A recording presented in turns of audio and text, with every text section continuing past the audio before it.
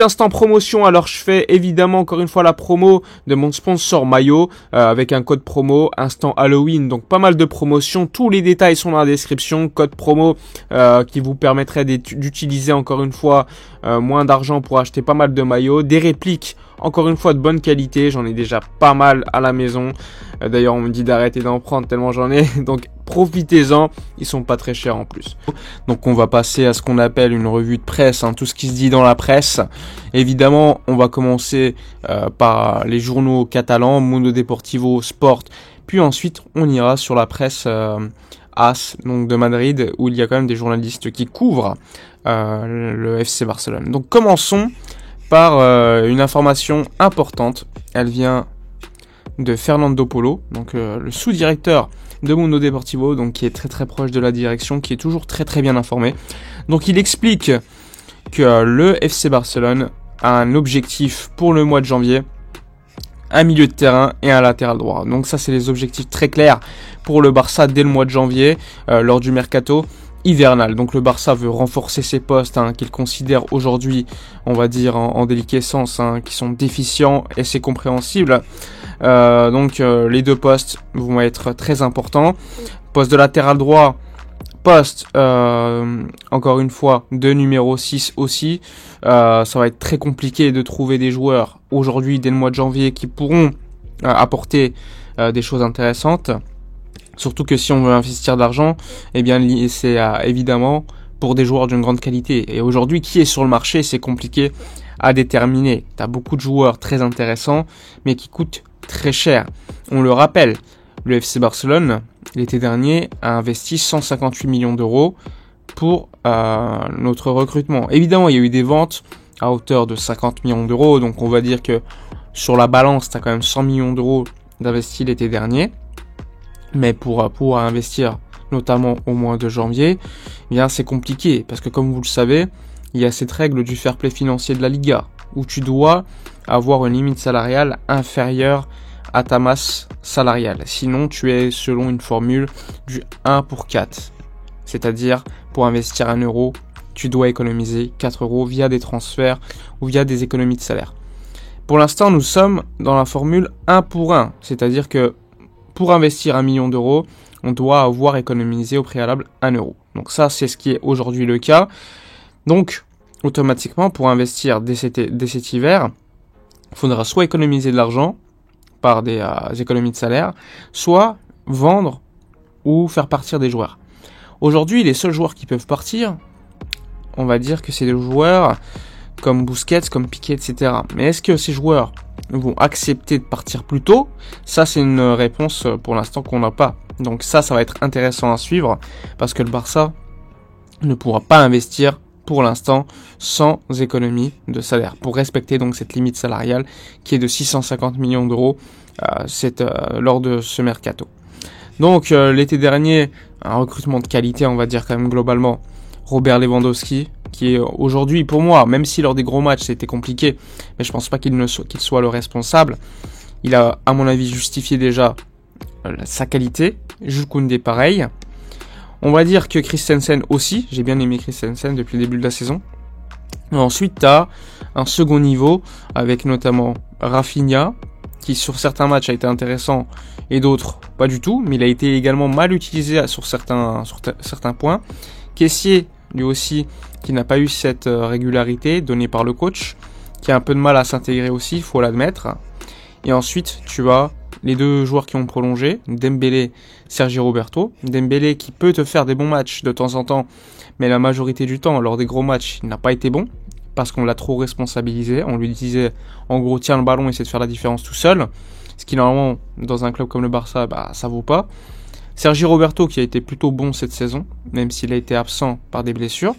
Et ensuite, tu as deux joueurs qui sont arrivés, Bellerin et Marcos Alonso, qui, à mon goût, n'ont pas le niveau pour le Barça, tout simplement. Donc ça va être le défi des mois de janvier. Le milieu latéral droit, objectif pour le Barça. Ensuite, on passe à Sport. Alors, le trident avec lequel Xavi rêve.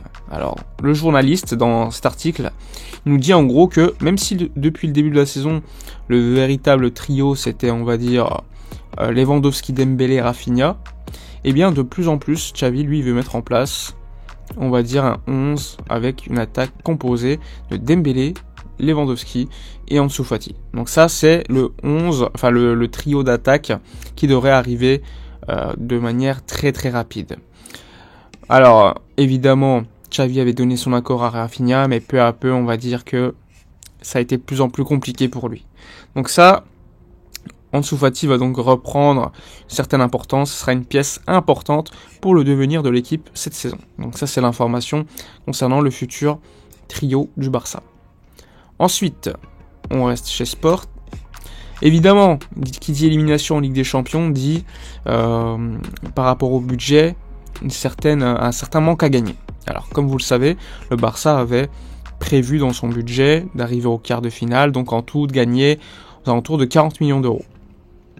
Alors pour l'instant, le Barça a gagné 22 millions d'euros malgré l'élimination précoce en Ligue des Champions. Donc il manque à peu près, donc ça fait 18 millions d'euros. Il manque 18 millions d'euros pour arriver à ce chiffre de 40 millions d'euros budgétés.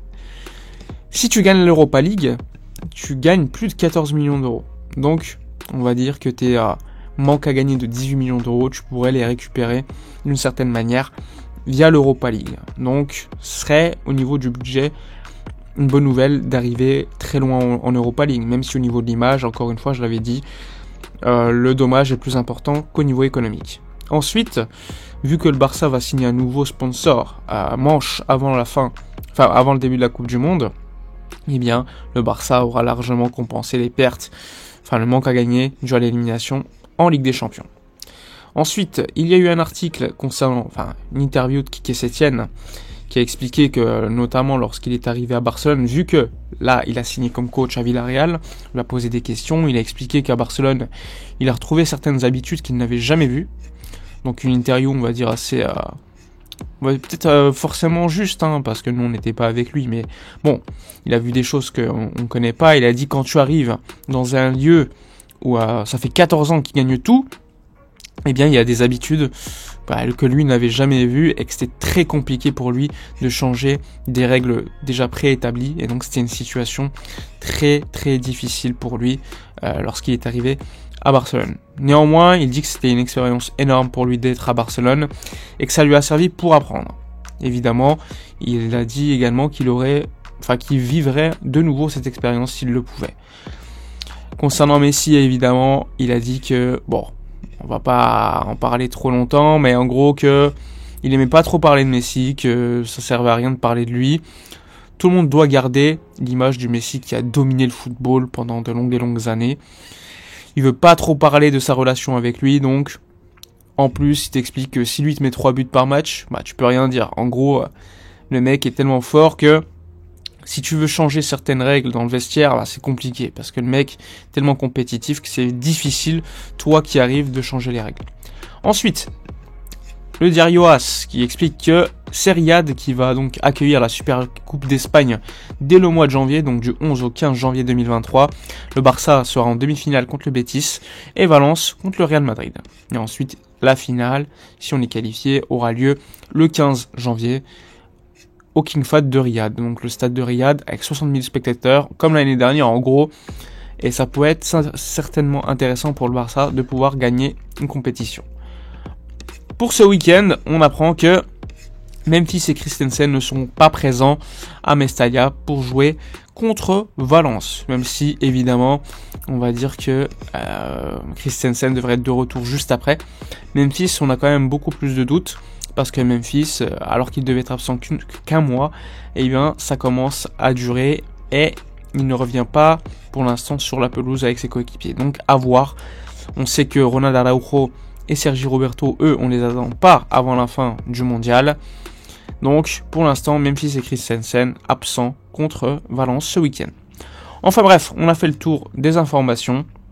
N'oubliez pas, comme d'habitude, de donner vos avis dans les commentaires, de liker, commenter, partager. Moi, je vous dis à la prochaine et d'ici là, comme d'habitude, portez-vous bien.